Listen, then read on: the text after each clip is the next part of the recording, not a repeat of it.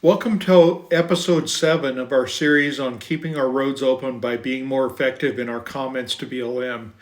Today we're going to talk about travel planning. That's your travel planning. How do you select the routes that you want to visit and report on, the routes that are most important to you? And that's largely your choice. You have to decide which routes are most important to you and make that decision and comment on those. Don't worry about what anybody else says. Worry about the ones that you're concerned about. So we're going to talk kind of about the evolution of maps that we've got. And I'm going to show you where all these are on our website. So if you go to utahpla.com, this is our homepage. And always over at the right, all year long, we'll have this Utah Travel Management Master Resource Guide. And if you click on the link there, it will take you to kind of a summary of all the plans that we have going on in the state as they evolve. So you'll see the very first one here is the San Rafael Swell Travel Management Plan. We're going to click on that. And it will open up a bunch of resources that are all related to the swell. And I'm going to start by going through kind of an order of how they've evolved. The first map that we got were the preliminary alternatives from BLM. And these were just simple PDF maps. They were not very useful. They did not show any of the closed routes. They only showed the routes that were open. Pretty much, maybe not completely worthless, but pretty close to being worthless. So let's go back to this. The next map that we got, and Plipco did an amazing job. They came out with a map pretty quickly, and this is the map that they came out with. It had a lot more features. You could actually zoom in much better. You could click on individual routes and it would tell you what route they were. Gave you the alternatives by A, B, C, D, what was open, where it was closed. So it did a lot better. It also had this comment tool, which we're not going to talk about here today. Better. Not great, but better. Then a couple days ago, we got this map from Arizona Backroads, and it was actually pretty darn good. It gave us a lot of information. We could click on different alternatives to find out what the maps look like in different alternatives on open and closed trails. You could click on the trail and get basic information about it. So it was definitely an improvement on the map to use for planning. But we got a friend of mine actually did a new map for us that he just released, and this is a preview of this new map. It has a ton of features, and I think this is the one that everybody is going to want to use to do their planning. So let me kind of go through some basics on it first. Over to the left, you got, of course, your plus and minus button to zoom in and out. The home button will take you back to the original map. This is our base maps, and I tend to like the terrain with labels map. You can kind of see what the difference is between different versions. I like the one with labels because it also names some of these areas, which I'm not real familiar with, so I tend to like the terrain with labels. On the right menu, you got a lot of choices. Let me tell you how to start it out. So let's start at the bottom. I would definitely click your TMA boundary. I would definitely click your BLM wilderness area. Let me show you what that looks like with that off, with it on. These green hash lines are all the wilderness areas, which you need to know about when you're doing planning. Surface management, I always leave on. These are the blue shaded areas, and that actually shows what state-owned land is. It could be either SITLA or it could be state-owned land. So I always leave the surface management map on. Route inventory, you want to have that turned on. That shows you the entire route inventory that BLM has, mostly from their 2021 survey, which was actually one of the most complete that they had. Plus, they added some since the 2021 scoping report. So that is the most accurate inventory. Then we get into the alternatives. Let's start with alternative A. So we're going to turn on alternative A, and you're going to see that when you turn on alternative A, you see some things that are closed. Alternative A is the no action.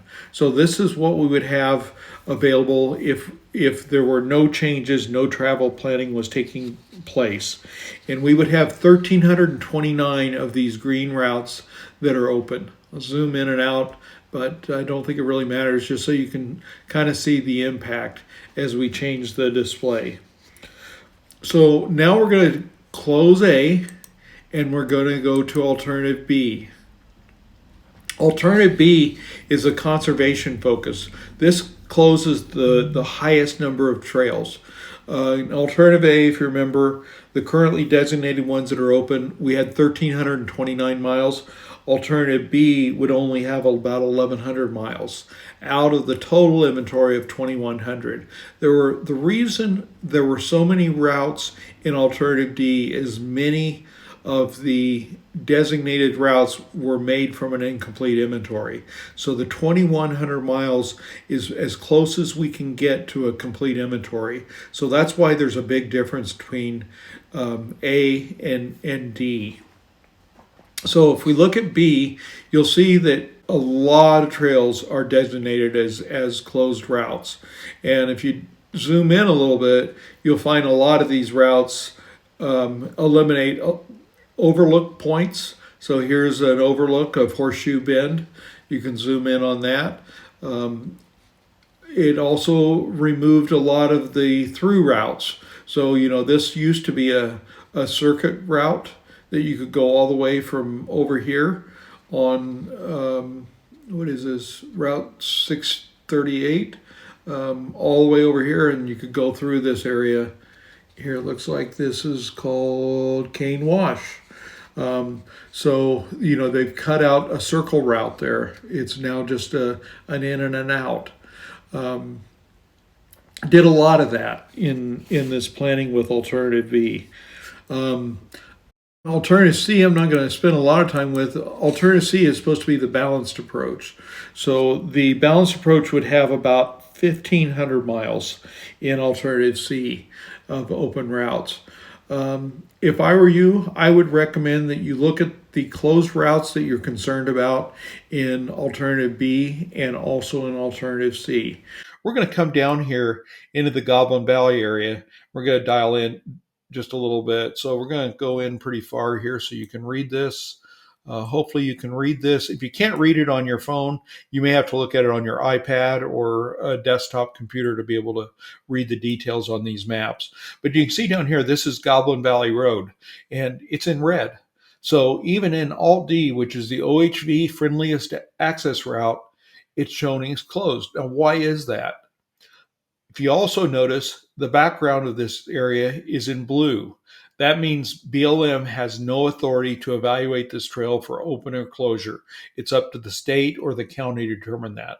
So sometimes when you see a trail go into the blue area on the map, it doesn't mean that it's open or closed by BLM. It's that they have no authority. So that's one of the big differences. Let's look just a little bit further here at this Goblin Valley Road. So if we click on this, just click anywhere on the route, and it gives you some details. So it tells you that this is Route SS 4398. It's a primary road and it's paved. It's paved with asphalt. It's two-wheel drive capable. It's not a wash, and it's 5.86 miles in length. Pretty good information, huh? So let's say you don't know where Goblin Valley Road is. Couple things you can do. You can either zoom into it, or you can come up here for actions. And when you click on actions, it gives you the alternative to export to JSON, which is one of the most common imports for navigation software. So you can get the trails that you want to visit, get the tracks to be able to download them from right here. Now let's look at one other thing. Let's zoom back out and let's go over to an area. Let's see, go too far, trying to find it here. Okay, I can't find it. But I know the route we want to go to is SS 3044. So I'm going to come up here to the right here. I'm going to type in SS 3044. It found the inventory. I'm going to hit enter, and it will take me to that route. Pretty cool, huh? So let's kind of look at this. So in Alt D, this particular trail that I'm looking at, and this is called Horseshoe Bend. This area sounds like a pretty cool area. In Alt D, the trail is open. In Alt A, it's closed. So currently it's closed. Let's look at Alt B. Alt B, it's closed. Alt C, it's open. Wonder why. So let's look at a little bit more detail. Let's go back to our maps and let's zoom in and get a aerial view of this map. See if we can get any clues. So again, I'm going to go up to my favorite aerial view. It's Imagery Hybrid. I'm going to go in and look at this. So there's the map. It's still showing in green. And let's click on it again and see what it says. So what does it say? It's a tertiary road. It's unpaved. It's a rock surface. It's for hiking.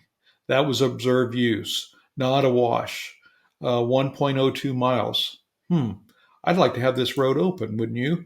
So let's go in just a little bit further and look at the details.